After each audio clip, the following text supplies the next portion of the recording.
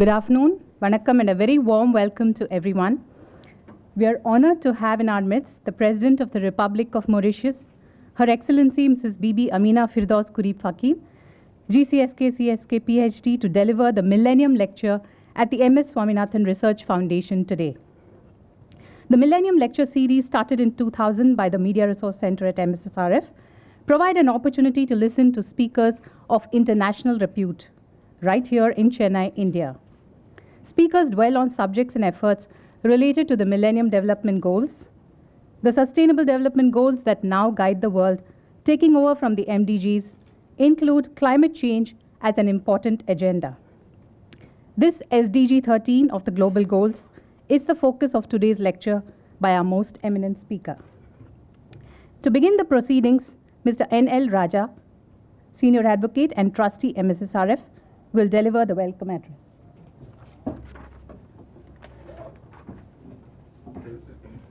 Good afternoon. On behalf of the MSSRF Foundation and on behalf of all of you, I take great pleasure in extending my warm welcome to Her Excellency President of the Republic of Mauritius, Mrs. Bibi Amina Firdaus Gharib Fakim. One good thing about being in Madras is you can extend a warm welcome right through the year, and I'm sure that coming from Mauritius, you must have been used to a similar climate there. Her Excellency is the first woman elected President of Mauritius and also a world-renowned scientist in the field of organic chemistry. Her Excellency, there is much to applaud in her achievements, and I'm going to give you a long list.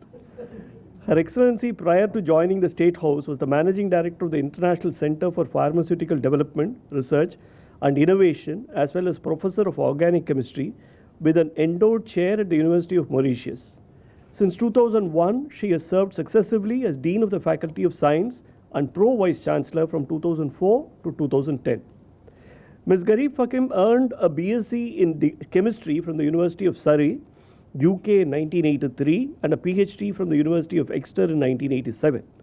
She served as project leader for the first regional research project on the inventory and study of medicinal and aromatic plants of the Indian, and served as the national coordinator for the Indian Ocean University funded by the European Union. She has participated in several consultation meetings on environmental issues organized by the international organizations such as World Bank, SIDA, European Union, and United Nations, amongst others. Between 2011 and 2013, she was elected and served as chairperson of the International Council for Scientific Union Regional Office for Africa. As a founding member of the Pan-African Association of African Medicinal Plants, she co-authored the first ever African herbal pharmacopoeia.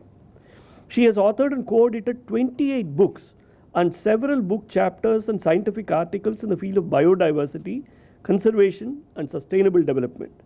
She has lectured extensively across the world and is a member of the editorial boards of major journals, has served on technical committee in various capacities, including the chair of several national committees in Mauritius. Ms. Gharib Fakim has been elected Fellow of the Linnean Society of London in 2007, Fellow of the Islamic Academy of Science Jordan in 2009, Fellow of the African Science Institute in 2010, and the African Academy of Sciences. Ms. Gharib received the 2007 L'Oreal UNESCO Prize for Women in Science and laureate of the National Economic and Social Council. She is recipient of the African Union Commission Award for Women in Science in 2009. She was elevated to the Order of the Commander of the Star and Key by the Government of Mauritius in 2008 and admitted to the Order of the Chevalier by the Government of France in 2010 and received DSc from the University of Marie Curie in Paris, France in 2013 and from Greenwich University, Pakistan 2015. In 2014, Dr. Gharib became the first Mauritian to address the prestigious TED Global Conference in Rio de Janeiro. And if you all thought that I had read out a long list of her achievements, I can assure you that this is a highly abridged version of her true achievements. The office of the President of India went through one of its finest phases when it had the esteemed scientist, late Dr. APJ Abdul Kalam, occupying that chair. I'm sure today that the office of the President of Mauritius is likewise going through an admirable phase with you occupying the highest chair. Countries that make scientists, philosophers, and thinkers as its first citizens cannot but hope to thrive, prosper, and more importantly, be at peace. There is much in common between India and Mauritius. In fact, a short while back, Her Excellency triumphantly announced that she has received her Person of Indian Origin card, and she is from India. In 1860s, her family migrated from a village in UP. And 70 to 75% of the population of Mauritius are persons of Indian origin. There is much in common between India and Mauritius, and we have ties that go back many centuries. I am sure that your visit here today would contribute immeasurably to cementing those ties. We at MSSRF are grateful to you for sharing the ethos and values that MSSRF and its esteemed founder, Dr. M.S. Swaminathan, have always stood for. We are highly appreciative of your gesture in joining us today, and on behalf of all of us here, I extend a warm welcome once again. Thank you.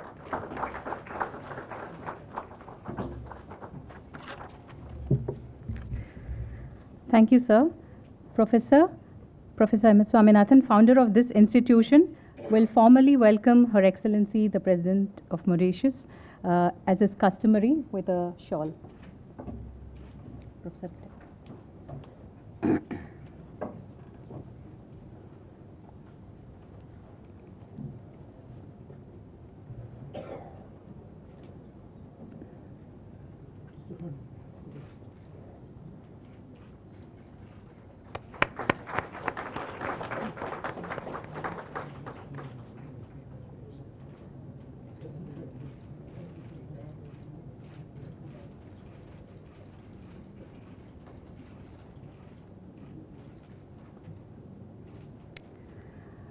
On this occasion, we propose to formally inaugurate the Genetic Garden of Halophytes at Vedaranyam, Tamil Nadu, set up by MSSRF. Dr. V. Selvam, Executive Director of the Foundation, will provide us an overview of this garden, as well as the significance of halophytes, especially in the context of increasing concern over climate change.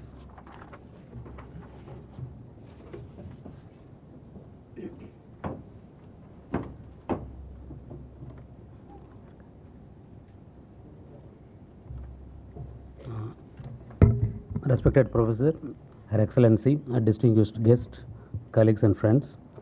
M.S. Swaminathan Research Foundation has established a genetic garden for halophytes in Vedaranyam in Nagapattinam district with the support of the Government of Society for Integrated Coastal Zone Management of the Ministry of Environment First and Climate Change, Government of India. I would briefly explain what it means and why we have developed this garden. See, it's a well-known fact that the sea level rise is a reality, and if you take the data, for example, if you take the tidal data collected from 4 ports of India, and along the Indian coast, the sea level has already increased by about 4.8 centimeters, and it is expected that by 2050 it will increase by 20 centimeters, and by 2100 it will increase by 40 centimeters.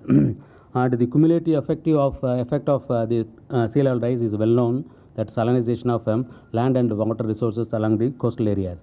Already India has about 6.7 million hectares of saline affected area, out of which 1.2 million hectares located along the coastal region, and it is expected due to sea level rise another 0.5 million hectares to up to 20 million hectares of area. It's the variation is very high, but it is expected at least another 2 to 3 million hectares will be affected by the saline water intrusion due to predicted climate change. So in this situation that we feel there are many strategies are there to cope up with the salinization of land and water resources, and one of the strategies that we propose is identifying new saline tolerant crops from a group of plants called halophytes. Halophytes are salt-loving plants, and they thrive only in saline areas. And it is very interesting to note that these plants cannot tolerate freshwater condition for a long time. and they tolerate wide range of salinity, and thus there is a lot of scope that we can identify some good crops from that. And we have large number of species also, about 1,500, and they are well adapted to different saline conditions. And it is hypothesized that these halophytes can be domesticated as cash crops, fodder crops, raw materials, and also to produce biofuels, etc. And some examples I am showing that this is Saliconia wiglovi. It's a very high saline tolerant halophyte, can tolerate up to 70 grams per liter, and it's edible. These shoots are used as a salad or accompaniment of seafood. And also edible oil can be extracted from the seeds, which is very high in the percentage of edible oil is very high. But the problem is it has some kind of salt also, and they have developed mechanism to remove it. And it can also be used as a biofuel. Then the vegetable salt, we normally called as biosalt, which is good for a heart patient because it contains more potassium, is also extracted from this plant. The Central Salt and Marine Chemical Research Institute of India, they have developed protocols to grow these plants as well as to extract these biosalts. And we have another variety called example called Atriplex, which is saline tolerant, drought tolerant, and also it's tolerant to waterlogging, and it's a very good fodder species. Then we have one more species called Batis maritima, and the seeds are normally considered as extremely nutritious. And these are all some of the plants, halophyte plants you can grow in saline water. You can even grow these plants in about 20 grams per liter of salinity. So in the genetic garden, actually these that houses collectively all the germplasm of the different varieties, different species of halophytes. Not only the different species but also different varieties. Whatever the phenotypic variations is there, for each species it's collected and maintained in this laboratory. And in the Vedanium genetic garden, we have about 21 species. It's established in about 3 hectares area, and these species were collected from the Tamil Nadu and Andhra Pradesh coastal area. And these are all some of the view. You can see that the species are maintained there. And the purpose of this genetic garden is education, mainly to create awareness, as well as for both for basic research and applied research. And see, the physiological mechanism of salt tolerance is still not very clearly understood. So the materials present in the maintained in the genetic garden can be used for such a kind of basic research, as well as for applied research, including breeding. And also once we develop some crop varieties from these genetic garden can also be a source for multiplication of some of the selected species. So for this purpose that we are maintaining this actually for the first type of halophyte garden established anywhere in the world. And it was established in 2011, and we are maintaining it, and we are going to add more collection into this. I am very happy that Her Excellency has agreed to inaugurate this garden. Thank you very much.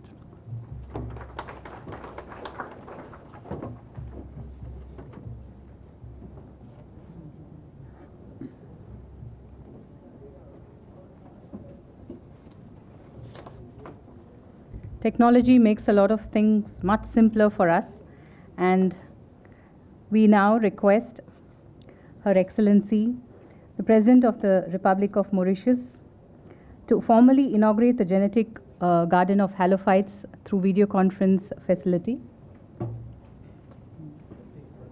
We thank our teams of scientists and the community members in Vedaranyam who helped move towards this juncture.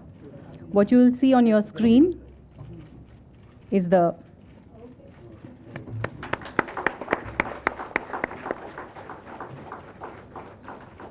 inaugural, as well as the stone that carries They are showing the garden now. the details of the inauguration.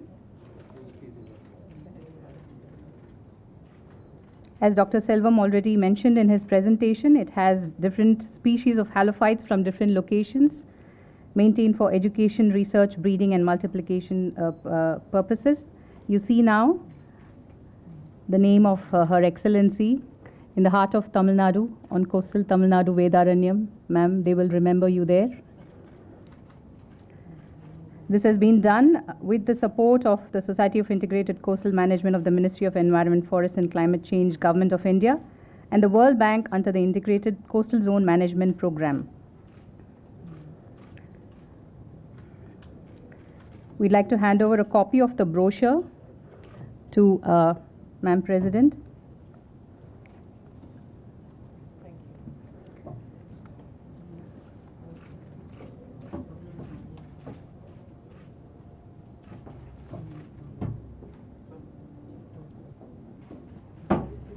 Yeah,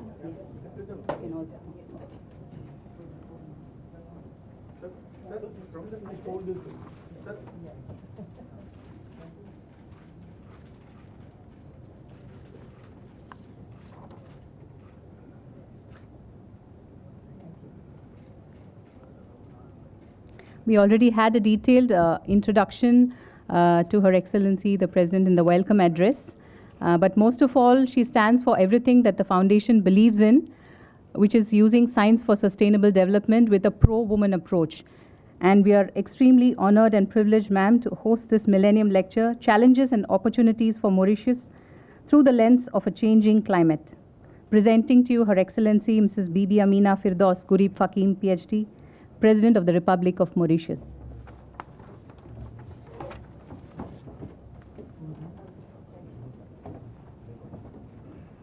Just close it. Yes, yes, yes. Thank you.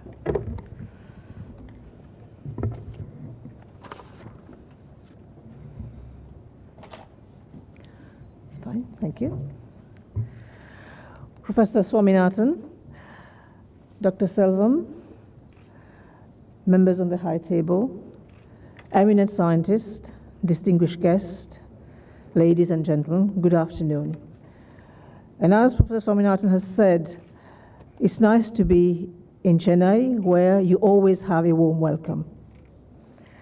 So again, Prof, I would like to thank you for your kind invitation. And I think in development circle, it is said that no trip to India is complete without a visit to the Swaminathan Foundation.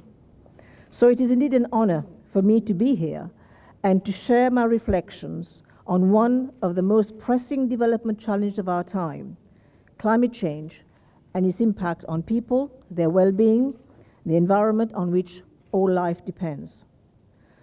At the outset, let me state that hailing from a small island developing state like Mauritius, climate is at the front and center of our concerns. I also stand before you as a proud member of the Indian diaspora. India and her people have shaped who I am, indeed even how I see the world. In the villages in Uttar Pradesh, where my forebears lived, I learned of my ancestors and the life of my grandfather, the dreams of my father, the bonds of family and culture that connect us all as Indians and Mauritians. I propose to focus my remarks on climate change because it poses an existential threat to economic growth, social advance, and the fight against poverty and environmental degradation. As you know, climate talks are underway in Marrakesh, and it is my earnest hope that the COP22 can build on the solid foundation laid by the Paris Agreement forged at the COP21 last year in Paris. It is hoped that COP22 will lay the groundwork for collective actions that can keep warming below the accepted 2 degrees centigrade mark.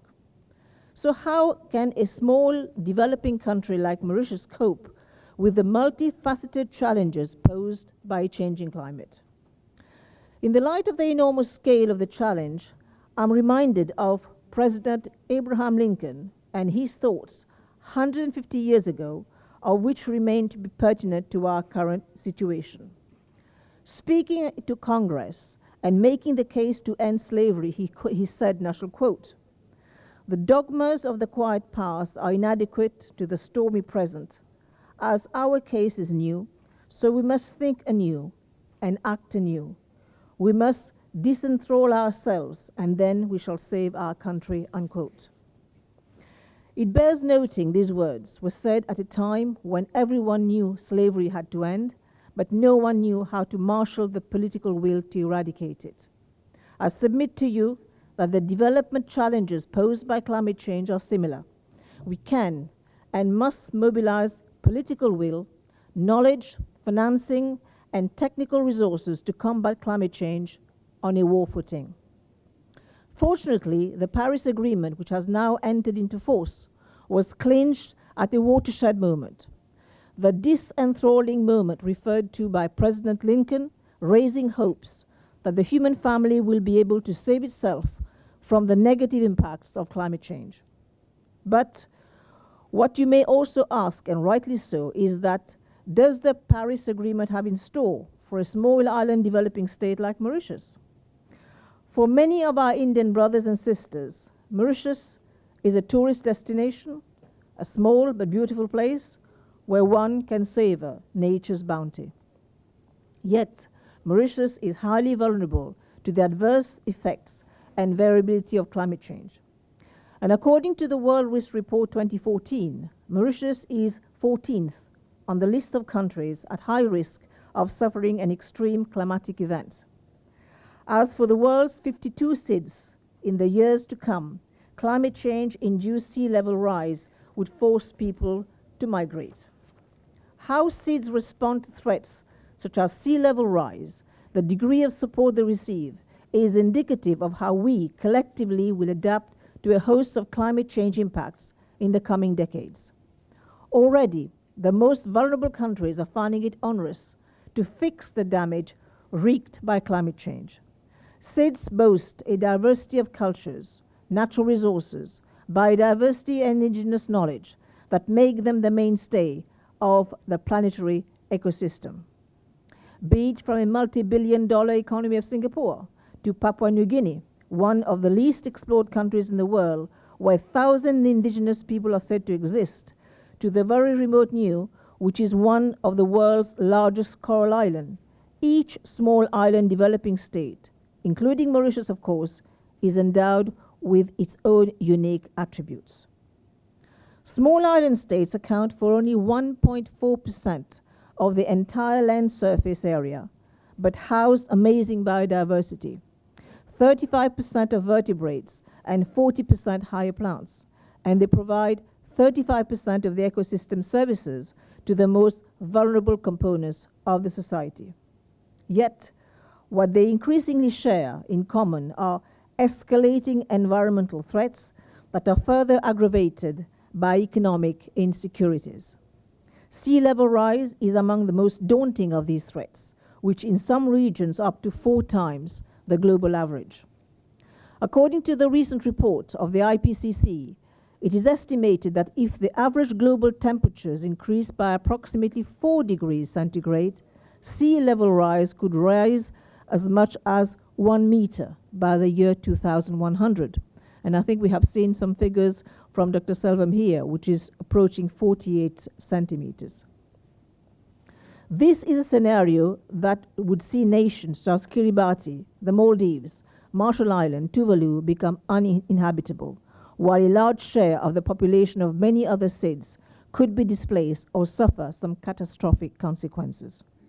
Kiribati has been proactive by buying 2,500 hectares of land in Fiji to help safeguard future food supplies and perhaps to become a home should the sea rise as part of the policy of migration with dignity. In Mauritius, the beaches are being rehabilitated, especially those sites that are most vulnerable. What makes this situation even more grievous is that the climate change threat facing the SIDS are by and large not of their own making. The total combined annual carbon dioxide output, although rising, accounts for less than 1% of global emissions. SIDS are suffering and will suffer disproportionately from acts of environmental negligence of which we are collectively guilty. Larger economies until recently have managed better than smaller ones to mask the impacts of exhausting the natural capital and contributing heavily to greenhouse gas emission. But the consequences of this neglect are catching up with them too. Responses to these threats that apply the business as usual economic model that have brought them to the state of economic and environmental vulnerability they are in today will be temporary at best, catastrophic at worst. Mauritius is beginning to take the first steps towards a blue-green economy transition, A strategy that targets resource efficiency and clean technology is carbon neutral and socially inclusive. This will provide a healthy environment and help conserve resources while integrating traditional knowledge and giving priority to island community and culture that will build the resilience to the impacts of climate change.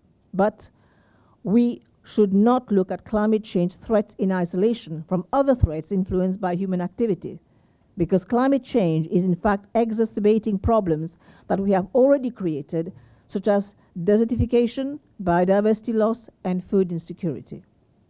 Another aspect of climate change will be the rise in temperature, as well as increased acidity of the ocean. This will inevitably lead to the gradual destruction of the coral reef, coral bleaching, imperiling our tourism revenues, and impacting the lives of poor people who depend on tourism dollar for their sustenance. Such destruction will result in less attenuation of the wave forces and therefore have greater impact on the beach. With an estimated loss of 80% of the coral, the government of Mauritius has started a large-scale program of transplantation based on the success stories of other island states like the Seychelles. Such sharing of good practices will be vital as part of the battle against climate change risk. In many SIDS, the degradation of marine ecosystem, as an example, also points to overfishing that currently outweighs all other human impacts on marine ecosystem, including climate change. With SIDS accounting for 7 out of the 10 world countries most dependent on fish and seafood consumption, reducing emission alone will not be enough to ensure sufficient supply of fish in the future. The Mauritian government recognized that many policies of the past have left the country ill-prepared to respond to the impacts of climate change, and it is this awareness that is motivating it to make sustainable economic growth the cornerstone of our sustainable development paradigm. In September 2015, we submitted our INDC to the UNFCCC. Mauritius aims at abating greenhouse gas emission by 30% by 2030 and wants to transition to low-carbon economy. The energy sector, where they are leading to switch to renewables, is a prime example of necessity driving innovation and change. The recent policies implemented by the government of Mauritius are increasingly promoting wind energy, solar, as well as biomass, and we are moving towards diversifying our energy mix, which to date remains dominated by fossil fuel outside the sugar harvest season. During the harvest season, biomass contributes to meeting nearly 50% of our energy requirement. From valuing and managing the natural resources, to putting the right incentives in place, to switch to renewable energy, many SIDS will be leading the blue-green economic transition. What we need from the rest of the world is the solidarity, technologies, and resources to act on that commitment on a scale that will radically change our fortunes. Ladies and gentlemen, we thank India for her leadership on solar energy and the launch of Solar Alliance at the last meeting of COP21 in Paris. To be sustainable and efficient in the context of the SIDS, as elsewhere in most of the developing world, climate change adaptation and mitigation require enormous financial resources, technology transfer, and more importantly, effective national, regional, and global policy and governance frameworks. In order to develop and strengthen the coping capacities of the most vulnerable, adaptation and mitigation measures must be targeted, with the SIDS having clear ownership of these measures. Climate financing will help relieve some of the economic burden of adapting to the impacts of climate change, while also reducing the severity of the impacts by reducing global greenhouse gas emissions. Supporting SIDS in this transition provides an unprecedented opportunity to be part of a game-changing socio-economic solution that can be applied in a broader context and in bigger economies. Climate change negotiators, especially those from developing countries, have called for an increase in the capitalization of the Adaptation Fund. While funding, or what we increasingly refer to as donor fatigue, is always a serious problem in global environmental funding and financing facilities, The adaptation fund, as presently capitalized, will still not be sufficient to fund all the necessary adaptation projects in SIDS. Numerous proposals have been made in climate change negotiation for mechanism aimed at diffusing green technology between developed and developing countries. For Mauritius, we are also increasingly looking at a different form of public-private partnerships because acquiring the necessary licenses to such technologies would inevitably involve intellectual property rights. Making such technologies available as public goods in SIDS and in most developing countries would prove exceedingly difficult. This is again where we need to enhance collaborations. We need to create a global platform for such collaboration on certain key technologies, for example, solar energy generation, storage, biomass energy, and a whole series of renewable energy technologies. While this must ideally be a publicly funded and government-led effort, it can certainly also draw upon public and private partnership. Because SIDS are mostly underdeveloped, least developed, or developing countries, they are technologically and economically challenged in terms of scientific sophistication to innovate new technologies, the financial resource to access them in fair and equitable terms, and as such, pooling scientific and technological capabilities across the globe to generate the transformational technologies should be anchored pragmatically on the time-hallowed principle of common but differentiated responsibilities, which offer the best paradigm and institutional framework to understand and confront the asymmetrics of the international system. The AOSIS alliance of 42 states, of which Mauritius is a member, represent 20% of the UN membership. Finally, to be sustainable, climate change diplomacy must also address the technological, financial, and policy needs of SIDS in pragmatic ways. This should not be seen as a matter of charity or aid. Rather, it is an obligation of the international community as a whole. This reminds me of the encyclical letter of Pope Francis in 2015, when he challenged the human family to halt the deterioration of the environment. Climate change is a global problem. Its solution hinges on local solutions. As Laudato Si warned us in tackling climate change, let us not succumb to a globalization of indifference. We have an unprecedented opportunity to respond to Pope Francis' call, take heed of scientific findings about anthropogenic changes to climate, and act collectively to lower the heat and combat climate change. Nothing less than the future of our planet depends on our actions. And I'm confident that we can rise to the occasion and save the planet. Thank you again for inviting me, and I thank you for your attention.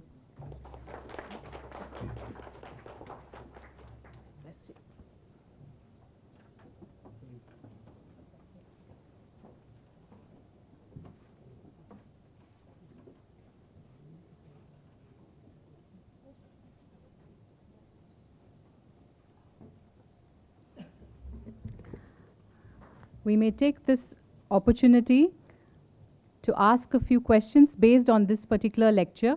Please introduce yourself, and in order to facilitate more questions, kindly have a very short question and keep it to the subject of today's lecture as much as you can. So there is a mic around. Those who would wish to ask a question may please raise your hand.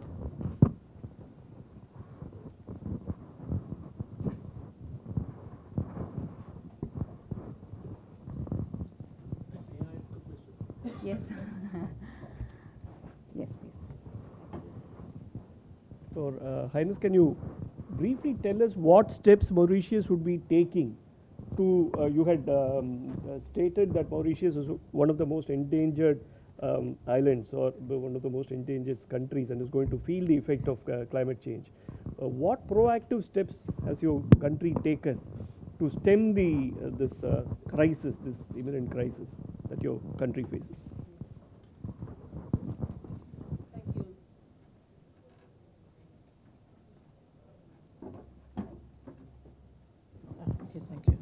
Thank you. Well, as you have said, we are 14th on the World Risk Report, and some of the challenges that we face will be erosion of the beach because of the rising seawater level. And we also are looking at acidification as a big issue. So in terms of the coastal area, these are the two big challenges. And of course, incoming waters, we will have an impact on the inland. Now, in terms of acidification, I mean, this is again a global problem which will impact coral reef. So I just mentioned there is a partnership learning from Seychelles to replant the coral, again, just to use the expertise, the experience which have happened in Seychelles to do that. Then in terms of beach erosion, there is also a move to move some of the coastal communities further up inland, and also redoing the beaches as well, salvaging that so that people are less exposed to this area. In terms of emission, we don't, as I said, we don't emit that much, but nonetheless, in terms of what was initially INDC, which now NDC, we are going more and more into the renewables. So renewable for containing, of course, emission.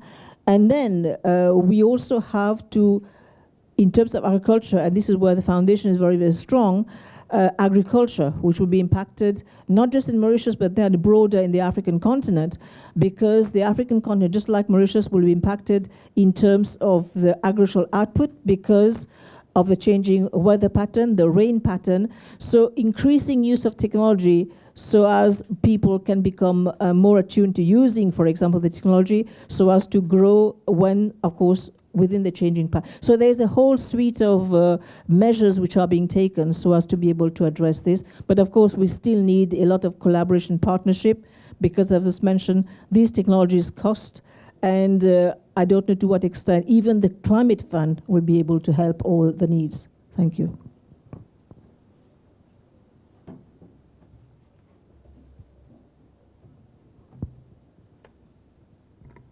Is there anybody else in the audience who would like to? You can also ask other questions, just to the lecture. Yes, please. Good evening, ma'am. I'm Renisha from Asian College of Journalism. Ma'am, when it comes to climate change, we see developed countries like America and Russia not really supporting India's stand, even the smaller countries stand when it comes to their carbon footprint. And recently, even we seen Donald Trump not really supporting the Paris climate change. So, what do you have to say about this? How can we, come together and bring in a change in this regard? Well, we have come together already because all the countries have, the Paris Agreement is already in force, which means that the scenario of 55 for 55 has been achieved. And we are hoping that America stays within the climate, the climate agreement. And the worst case scenario, I'm just saying really the worst case scenario, assuming for one reason or the other, America pulls out, for whatever reason, we hope not, I think the agreement will still be in force because you still have the number of countries that will be able to, as per the requisite of 55 for 55, to ensure that it comes into force. And I think this is already now being discussed in Marrakesh. And already there is some good news in as much as some of the funds, the adaptation fund, for example, Mauritius would be one of the countries benefiting from this by next month because the agreement will be signed, and it's probably the very first one that would be, getting the funds for this particular project. So whatever scenario, worst case scenario, we will still have a viable, agreement. But we hope that more and more countries come on board because it really is a global challenge. Thank you, ma'am. Yes, a question on this side. Can you have a mic here, please?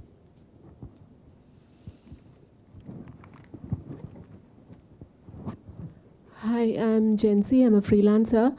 How attuned are the citizens or the public towards climate change and towards the government initiatives?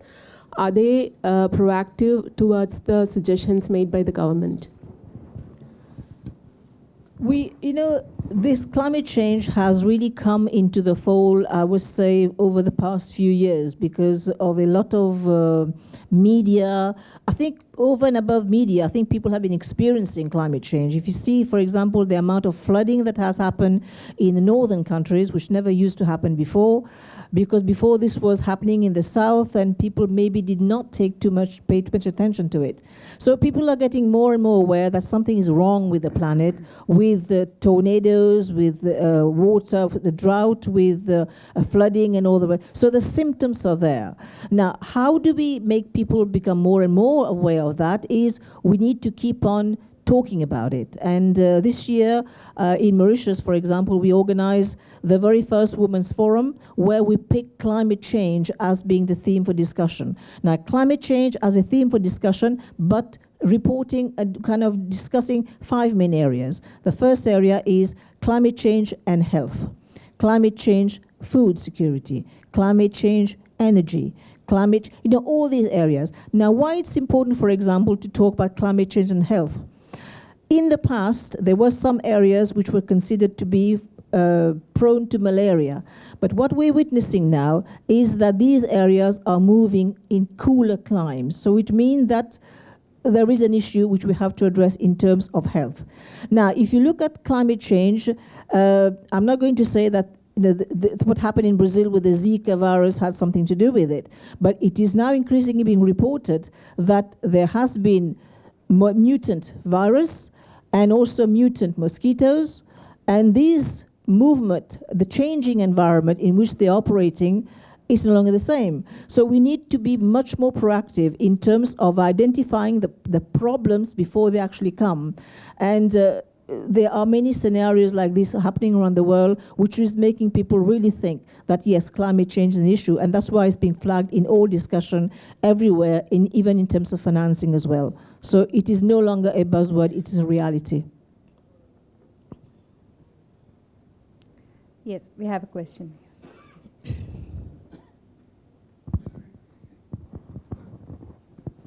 I'm Arularam from Anna University.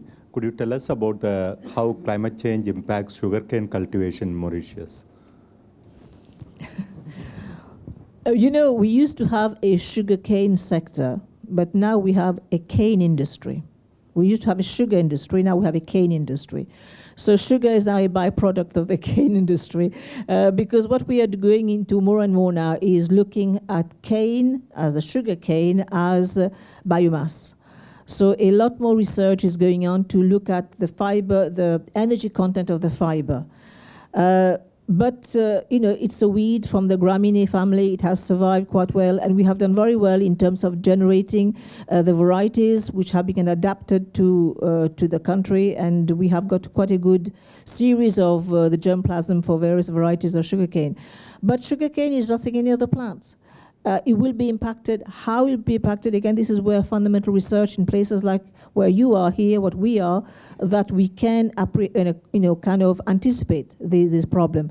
But there is no doubt that if you look at other crops than sugarcane, you will find that, yes, it is impacting, especially in Africa, where we're finding all sorts of yields, all sorts of, cane, for example, the maize cultivation this year has failed in sub-Saharan Africa, in many countries like Zimbabwe and all the rest of it, because of the impacts of the changing climate. So, there is a whole new avenues in front of us to look at the impacts of climate change into this. And I was very pleased to see the work happening here, for example, in the halophyte, which you have just seen, but over and above this, in terms of the plants which can grow in brackish water. Because in my country, we will have increasingly seeping of seawater into the soil, so we will need to find ways to see how plants will be surviving in this new environment. So there's a whole series of research work which has to be done. Yes, please. So you had a question. I'm Ravi. I was wondering if there is any specific way you want India to participate or help with Mauritius. Do you have any specific ones? Well, we already signed up last year when Prime Minister Modi was in Paris, when he launched the alliance, Solar Alliance. So we have already signed up with the Solar Alliance last year when we were there. But India and Mauritius, as I've just said, and of course Professor Herzl said, we share a very special relationship, and India has been a very important development partner for Mauritius. So I'm sure, built on this, on what we have, where we have reached so far, striking a new alliance with India, be it for solar, be it for other technologies, I'm sure there must be ways of addressing that. Thank you. So we will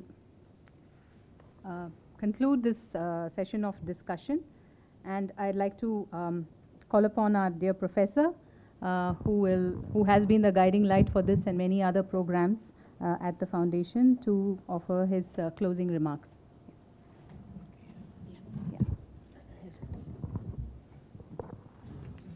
Thank you very much, Madam President, for this scholarly analysis of a topic of very important, great interest to everyone in the world today. Climate is something everyone, it's one of the more egalitarian impacts.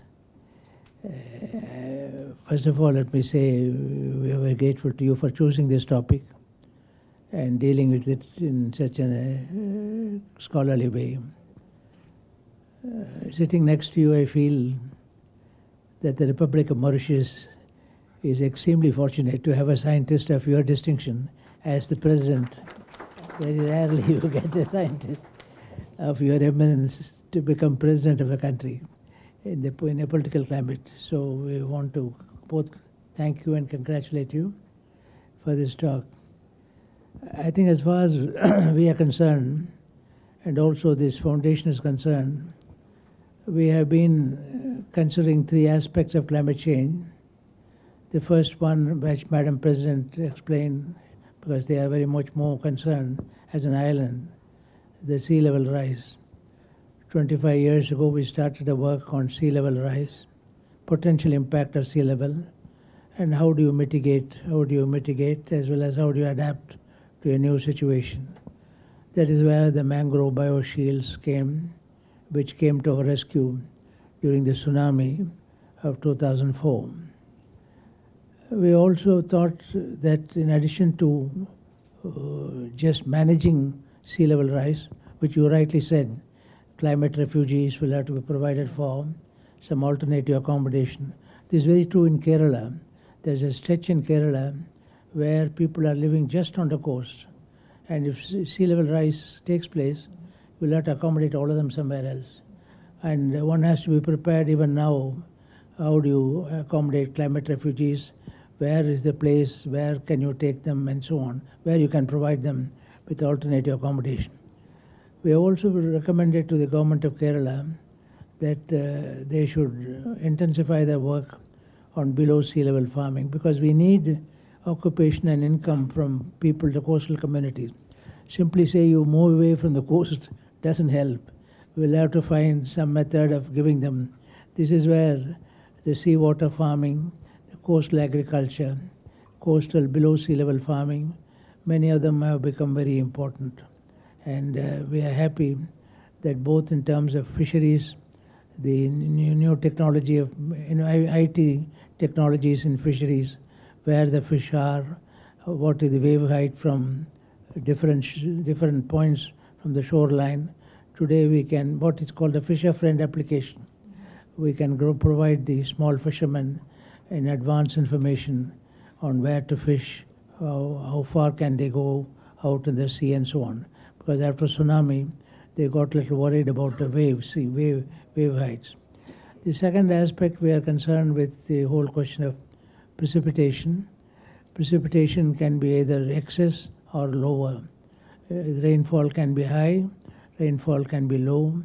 How do you manage a drought without much rainfall? Last year in Maharashtra, parts of India, there was severe drought. The rainfall failed. But I think we were not really prepared with alternative cropping strategies, with alternative systems of management. One thing climate change makes it clear, and what Madam President emphasized, is the need for more proactive research, proactive action. You can't face it at the time either the drought comes or the flood comes. The flood also today, it is possible along the Indo-Gangetic plains, and also Brahmaputra and in the area of Assam. As soon as you got rains, you have floods and so on. The only way the rice crop is damaged due to floods, the only way to manage it is there are genes today which cause elongation of the stem. You have to have new varieties which can rise along with the flood level. As the flood level goes up, you also go up. So there are opportunities today which we should. Similarly, in terms of temperature change, both in the case of health as well, malaria, TB, etc., many of them, vector-borne diseases in fact. Vector-borne diseases, we will have a problem with potato because our potato revolution is due to the growing of seed potato in the plains of North India. Once the temperature goes up, the aphid-free season will disappear. The aphids are absent, they will go away. That means we'll have to have potato raised from true seed. The seed of potato looks like tomato seed and or something of that, brinjal seed, because they belong to the same family. So every crop one has to think of. Now, temperature change in North India, in wheat alone, our calculations show about 7 million tons less than normal. 7 million tons of wheat lost per year in the Punjab, Haryana region, largely because of the shortening of the duration of the crop due to higher temperature. Higher temperature leads to shorter duration, and if you lose 1 week of the crop, you lose about 6 to 7 quintals of wheat.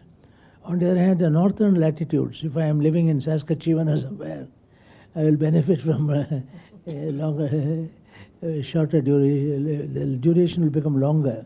Duration will become longer, the yield will be higher. Siberia, all those places. So in some respects, climate change affects differentially, particularly in terms of agriculture and so on. But on the other hand, it's a common calamity. It's not to one country or the other. As Madam President explained very clearly, it's something which affects us all. That is why whether the Paris Agreement or the post-Paris Agreement, I think unless we all cooperate. The energy issue she mentioned, one of the problems, apart from health, agriculture, which energy is exceedingly important. And there again, one has to be prepared with alternative source of energy, what are called clean energy sources, those which are not polluting. And we have done some work. I won't take your time on this. So I am glad that the topic of climate change became the topic for the Millennium Lecture, because although some of us do not fully realize, I think it's going to be a mega calamity, particularly the Southeast Asia, South Asia and Sub-Saharan Africa. Most of the calculations show these will be two areas of great vulnerable nature, and we have to be prepared. But let me, giving my own talk, let me once again thank you for coming here. Thank you for stopping in Chennai, and thank you for the lecture. And I'm sure your message has gone home. And thank you very much for inaugurating our global, we can call it a global genetic garden of halophytes, because I don't think there is a similar genetic garden anywhere else of halophytes. Halophytes didn't receive much attention, but now with climate change, with sea level rise, people are realizing that the naturally occurring salt-tolerant plants are a blessing, and we should conserve them, we should utilize them very effectively. Madam, you have seen some of the work done. From mangroves, for example, have become very good donors of genes for seawater tolerance. They have also become very good donors of iron content in the grain and so on. So today with modern genetic technology and gene editing technologies and so on, both in the case of human health as well as plant health and animal health, there are new opportunities today to be anticipatory in the preparation of material. Thank you for your lecture. We are grateful to you, and thank you, Mr. Raja, for coming to chair. And I want to thank my colleagues, Dr. Shalvam, Jayashree, and all the others who have taken the trouble today to organize this particular important lecture. We are really honored for your presence. We are proud of the fact that you are of an Indian origin. As I said, the first woman president of Mauritius, Republic of Mauritius. and that to a scientist. Very rare combination. We want to thank. Please give a standing ovation to her excellence.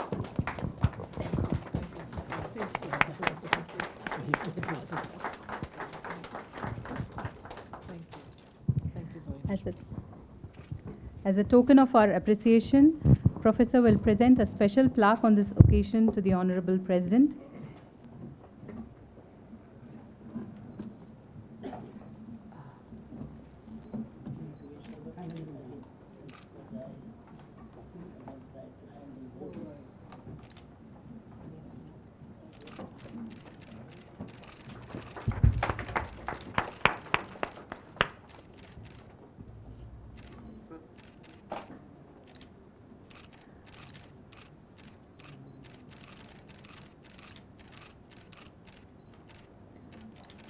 I do believe that the President has a small token of that she would like to hand over to Professor. Thank you, ma'am, for this warm gesture.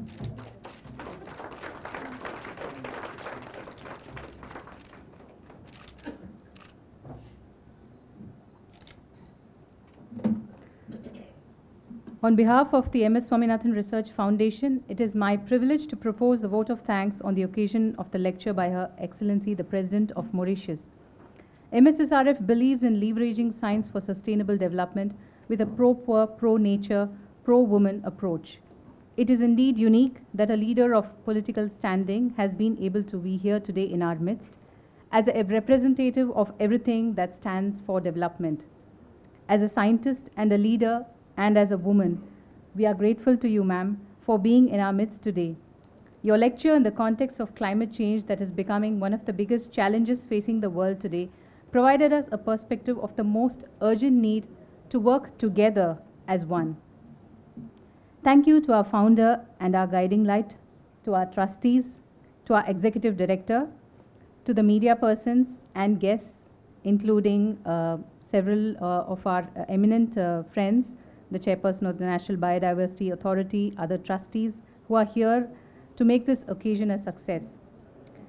To the security personnel, the Mauritius Consulate, and to the personal staff and members of the President, thank you all. A large team of our MSSRF family in Chennai, as well as in Vedaranyam, has put together a lot of effort to manage the arrangements for this program. The caterers, the event managers, the IT team, we are grateful for every little effort that has gone in. Thank you all for being a wonderful audience, and we wish the President a pleasant stay in Singara, Chennai, and a memorable trip back home. Thank you very much, ma'am.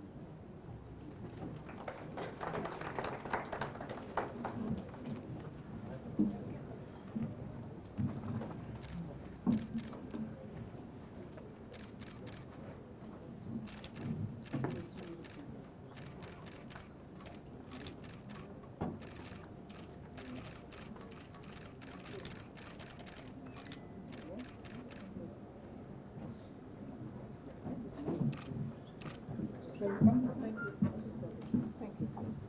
Thank you so much.